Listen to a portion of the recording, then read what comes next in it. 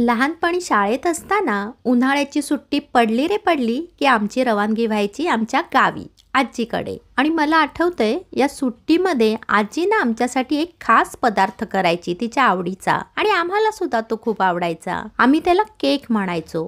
पण नंतर बऱ्याच वर्षांनी समजलं की तो केक वगैरे काही नाहीये, तर तो आहे अगदी आपलाच कोकणातला एक अगदी मराठमोळा पारंपरिक पदार्थ. मी आज तो अगदी आजीच्या पद्धतीनेच करण्याचा प्रयत्न करते आणि तुम्ही मला सांगायचे कसा जमलाय ते. सगळ्यात आधी तर मी इथे एक लहान वाटी रवा घेतलाय. रवा हा असा वरवर थोडासा हात फिरवून घ्यायचा, म्हणजे जर बारीक सारीक काही दगड वगैरे असतील तर काढून टाकता येतील. खरं म्हणाल ना तर पूर्वी काय करायचे, तांदूळ स्वच्छ धुवून सावलीमध्ये वाळवून घरीच त्याचा रवा काढला जायचा आणि तो यामध्ये वापरला जायचा. पण आता सोयीसाठी म्हणून मी आपला नेहमीचा उपमा करायला वापरतात ना तो रवा वापरतेय. एकीकडे गॅसवर कढई तापवून घ्यायची, त्यामध्ये साधारण 2 मोठे चमचे तूप तापवायचं आणि तुपावर हा रवा भाजायला घालायचा. गॅसची फ्लेम अगदी मंद करायची. आपल्याला हा रवा तुपावर अगदी छान भाजून घ्यायचा आहे, पण गॅस मात्र अजिबात वाढवायचा नाहीये. अगदी सावकाश गुलाबी रंग येईपर्यंत हा रवा आपल्याला भाजायचा आहे. आता बघा, रव्याचा रंग किंचितसा बदललाय, म्हणजे तो अजून व्यवस्थित भाजून नाही झाला, अजून भाजायचा आहे आपल्याला. पण त्याचा रंग थोडासा बदलला की त्यामध्ये आपण ड्रायफ्रुट्स घालून घ्यायचे, म्हणजे रव्याबरोबरच ते सुद्धा व्यवस्थित भाजून होतील. मी इथे थोडेसे काजू आणि बदाम घेतलेत तुकडे करून. तुम्ही तुमच्या आवडीप्रमाणे कोणतेही ड्रायफ्रुट्स यामध्ये वापरू शकता. आता ना रवा बऱ्यापैकी भाजून झालाय. यामध्ये आता मी हे थोडेसे मनुके घालते आणि आता फक्त 2 मिनिटं आपल्याला हे सगळं परतून घ्यायचंय. मी मनुके इतर ड्रायफ्रुट्स बरोबर घातले नव्हते, कारण त्याला परतायला अगदी कमी वेळ लागतो, लगेचच परतले जातात. तर आता रवा छानपैकी भाजून झालाय. हा असा गुलाबी रंगावर येईपर्यंतच रवा भाजायचा आहे, जास्त लाल वगैरे नाही करायचा. हा रवा मी आता एका प्लेटमध्ये काढून घेते. या गरम कढईमध्ये जर ठेवला ना तर तो करपू शकतो. आता हे एक काम तर झालं. त्यानंतर हे बघा, मी हे एक छान पिकलेलं केळं घेतलंय. ते सोलून त्याचे लहान लहान तुकडे करून मिक्सरच्या भांड्यामध्ये घालायचे. आणि आता आपण ज्या वाटीने रवा मोजून घेतला होता त्याच वाटीने मोजून एक लहान वाटी गूळ यामध्ये घालायचा. गूळ सुद्धा मी इथे अगदी लहान लहान तुकडे करूनच घेतलाय, म्हणजे तो छान बारीक वाटून होईल, त्याचे अख्खे अख्खे तुकडे नाही राहणार. गूळ आणि केळं हे असं मिक्सरमध्ये बारीक वाटून घेतलं की त्याचं हे असं पातळ मिश्रण तयार होतं.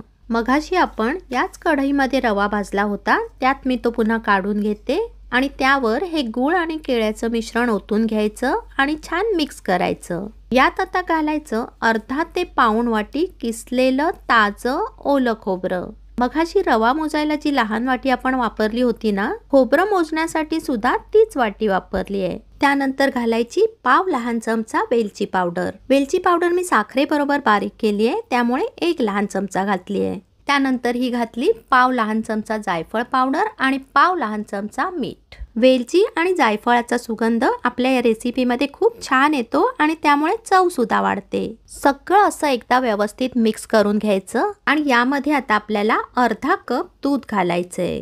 माझी आजी छान भरपूर साय असलेलं ताजं घट्ट दूध यामध्ये घालायची आणि त्यामुळे सुद्धा या पदार्थाच्या चवीमध्ये खूप छान फरक पडतो. पण माझ्याकडे तरी आता आपण जे नेहमी चहासाठी दूध वापरतो ना ते पिशवीचं दूध आहे, तेच मी यात वापरतेय. पण आपल्या या रेसिपीला सुद्धा अगदी तशीच छान चव आली पाहिजे म्हणून मी आता काय करते, माझ्याकडे मिल्क पावडर आहे, त्यातले 2 मोठे चमचे मिल्क पावडर मी यामध्ये घालते. आणि तुम्ही बघाल मिल्क पावडरने सुद्धा अगदी छान खव्यासारखी टेस्ट येते. आता हे मिश्रण व्यवस्थित ढवळून साधारण 10 मिनिटं झाकून ठेवायचं, म्हणजे रवा दुधामध्ये व्यवस्थित भिजेल आणि छान फुलून येईल. आता 10 मिनिटानंतर बघूया. रवा बघा भिजून कसा छान फुलून आलाय आणि मिश्रण सुद्धा थोडंसं घट्ट झालंय. पण आपल्याला मिश्रण थोडं सैलसर हवंय, म्हणून यामध्ये आणखी पाव कप दूध घालायचं.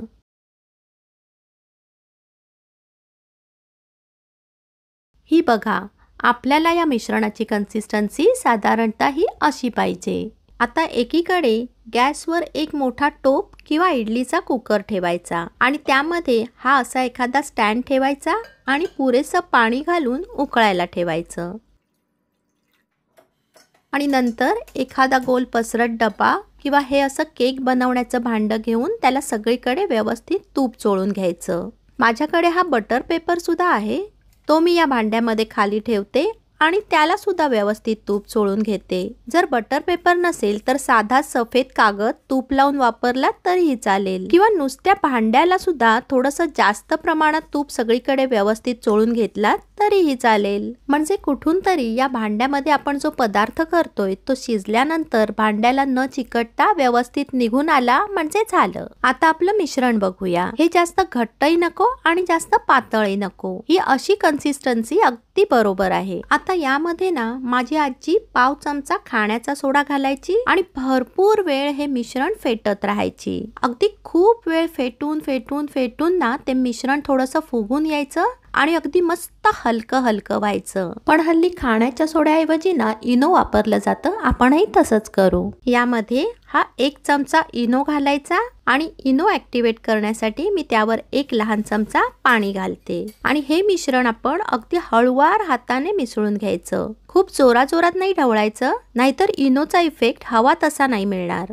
आता हा जो आपण केकचा टीन तयार करून ठेवलाय त्यामध्ये हे मिश्रण ओतायचं आणि हे असं थोडंसं हलके हलके ठोकून घ्यायचं, म्हणजे मिश्रण एक समान पसरेल आणि हवेचे बुडबुडे वगैरे नाही राहणार. आणि आता ना आपला पदार्थ दिसायला सुद्धा खूप छान दिसावा म्हणून त्यावर थोडंसं डेकोरेशन करूया. थोडंसं ओलं खोबरं मी यावर पसरवून घालते, काजूचे तुकडे, नंतर थोडेसे बदामाचे काप, थोडेसे मनुके असं यावर घालून छान सजवायचं. एकीकडे आपल्या पाण्याला छान खळखळून उकळी आली आहे, त्यामध्ये आपण हे भांडं ठेवायचं. भांड्याच्या खालच्या भागाला या उकळत्या पाण्याचा स्पर्श झाला पाहिजे इतकं पाणी या टोपात असलं पाहिजे. आता झाकण ठेवून मध्यम ते मोठ्या आचेवर आपल्याला हे सांदण वाफवून घ्यायचंय.